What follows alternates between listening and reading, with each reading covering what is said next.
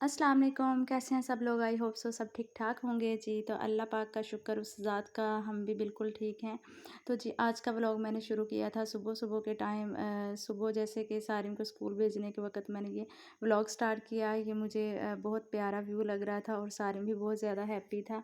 मस्तियाँ कर रहा था कि मम्मा आज मुझे छुट्टियाँ हो जाएँगी। तो फिर क्योंकि बच्चे बहुत ज़्यादा खुश होते हैं जब स्कूल से छुट्टियाँ होती हैं। ये तो उसको नहीं पता कि ईद कब आएगी और छुट्टियाँ ईद पे क्या होता है। बस बच्चों को ये खुशी होती है कि हम छुट्टियों में नानों के घर जाएँगे। इस वजह से वो मुझे दिल बना-बना के दिखा रहा था और मैं उसको बोल रही थी एक दफ़ा गाइस को बोल दो कि मेरी वीडियो को लाइक करें, शेयर करें, चैनल को सब्सक्राइब करें। तो वो बस वही बोल रहा था, लेकिन मैंने उसकी वीडियो वॉइस रिकॉर्ड नहीं की। यहाँ पे जी सारिम को स्कूल भेजने के बाद फिर मैंने डीप क्लीनिंग घर की शुरू कर दी और ये है मेरा प्यारा सा लॉन। लॉन मेरा माशाल्लाह से बहुत खूबसूरत लग रहा था क्योंकि मैंने इसका ग्रास की कटिंग की और उसके बाद इसको पानी लगाया। तो ये जो फूल मुरझाए मुरझाए थे धूप की वजह से, क्योंकि आजकल बहुत ज़्यादा गर्मी पड़ रही है और जिसकी वजह से शाम को फिर पौधों को पानी लगाना बहुत ज़रूरी हो जाता है। तो मैंने यहाँ पे पानी लगाया और ये मुझे बहुत प्यारा गुलदस्ता सा लग रहा था क्योंकि ये इकट्ठे ही ये सारी कलियाँ बनी थी और इकट्ठे ही ये फ्लावर बन गए। और मैं देख रही थी कि छोटी-छोटी कलियाँ और भी यहाँ पे निकल रही थी और ये वाले जो फ्लावर थे ये काफ़ी दिन पहले के निकले हुए थे इसलिए मुरझा रहे थे और ये वाला मेरा पौधा भी बहुत ज़्यादा खूबसूरत है। तो बस मैं पौधों का जायज़ा ले रही थी कि पानी लगाने के बाद इनकी कुछ खुश रवानगी आई है कि नहीं। तो मेरे घर में तकरीबन काफ़ी ज़्यादा गुलाब के पौधे हैं और सबके डिफरेंट डिफरेंट कलर्स हैं और डिफरेंट सी एक स्मेल है। और यहाँ पे मेरा एक वाइट गुलाब था, मैं उसको देख रही थी कि ये बाहर से तो वाइट है लेकिन अंदर से इसकी पिंकी पिंकी शेड आती है जो बहुत ही खूबसूरत लगती है देखने में और मैं इसको खोल खोल के देखने की कोशिश कर रही थी।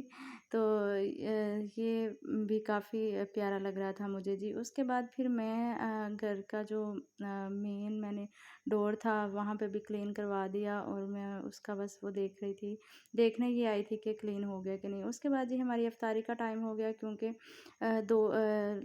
एक ही दिन बचा था। ये 28वें डे का व्लॉग है, तो एक ही दिन बच गया जी हमारे रोज़े का। तो उसके बाद जी फिर मैं आपको दिखाऊंगी ईद की शॉपिंग। ईद की शॉपिंग मीन जो मेरी अम्मी ने मेरे लिए ईदी भिजवाई है वो वाली शॉपिंग मैं आपसे शेयर करूंगी, ईदी भी शेयर करूंगी। तो यहाँ पे जी हमारी अफ्तारी हो रही थी। अफ्तारी में माशाल्लाह जी अब अलविदा रमज़ान हो गया है तो ये रोज़ा हमारा जो है वो मेहमान ही था। तो इसलिए फिर हमने बहुत शानदार तरीके से अफ्तारी की। कुछ अफ्तारी हमें नेबर के घर से भी आ गई और ये पास्ता मैंने खुद बनाया था। अगर आप कहेंगे तो मैं इसकी वीडियो इसकी रेसिपी बना के तो आपको ज़रूर शेयर कर दूँगी। तो जी ये बहुत टेस्टी था वैसे, बहुत ज़्यादा यम्मी था। और सारिम के बाबा वो मस्जिद में चले गए, उनको अफ्तारी की दावत आ गई तो वो अफ्तारी करने के लिए चले गए। फिर मैं और मेरा बेटा हम दोनों अकेले ही अफ्तारी कर रहे थे और मज़ा नहीं आ रहा था अफ्तारी करने का। सारी चीज़ें वैसे की वैसे ही पड़ी रह गई। मेरा तो ज़्यादा ये वाइट सॉस पास्ता ज़्यादा फेवरेट था तो मैं यही खा रही थी। सारिम को भी मज़ा नहीं आ रहा था, वो भी बहुत तंग कर रहा था कि मामा बाबा नहीं है तो मैं कैसे इफ्तारी करूँ। और आजकल इसका बहुत ज़्यादा फ़ीवर है जिस वजह से ये बहुत ज़्यादा वीक हुआ है और इसकी कुछ हालत भी सुस्त सी थी क्योंकि आपने एक दिन पहले देखा माशाल्लाह इतना खूबसूरत लग रहा था।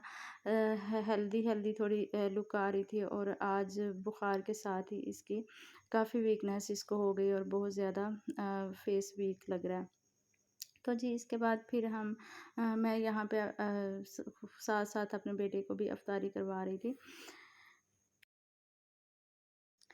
और जी ये रशियन माशाल्लाह से बहुत ही मज़ेदार था, बहुत ही ज़्यादा लज़ीज़ बना था क्योंकि इसमें क्रीम और मायोनीज़ जब मिक्स करके हम डालते हैं तो फिर वो उसका एक अलग सा टेक्सचर बन जाता है और एक बहुत प्यारा सा टेस्ट आने लगता है।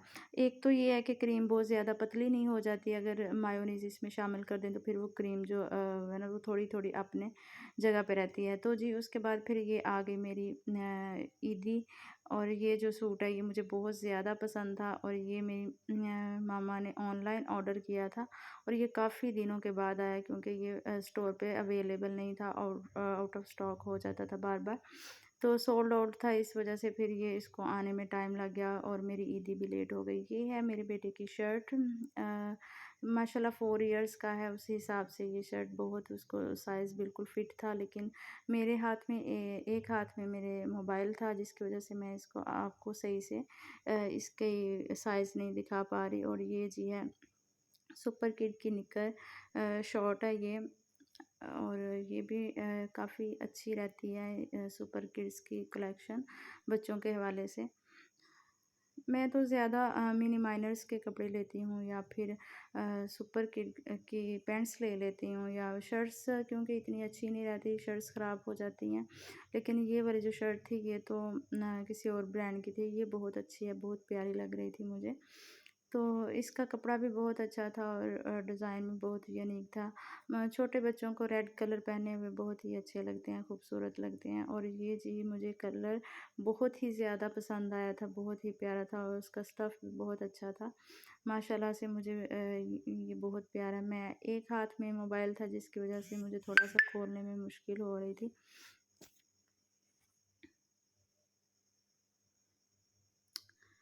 तो वैसे इसकी फिनिशिंग बहुत खूबसूरत है, इसके ऊपर जो ये सिल्वर कलर का पेंट कह लें या पेस्ट कह लें, जो भी है, ये बहुत ही खूबसूरत लग रहा था। हालाँकि देखने में पिक्चर में या व्लॉग में इतना मज़े का नहीं लग रहा जितना इसकी रियल में इतना प्यारा लग रहा था। एक अजीब-सी फैंसी सी लुक आती है इसकी, और ये इसकी जो एम्ब्रॉयडरी थी ये भी बहुत ज़्यादा शानदार है, माशाल्लाह से बहुत कमाल की बनी हुई है। तो ये माशाल्लाह से इतना ट्रेंडिंग पे गया है ये डिज़ाइन, और ये जोड़ा के स्टोर पे तो मिल ही नहीं रहा था। स्टोर्स पे आज से 1 माह पहले ये आउट ऑफ स्टॉक हो गया था। मैंने बहुत से स्टोर्स से पता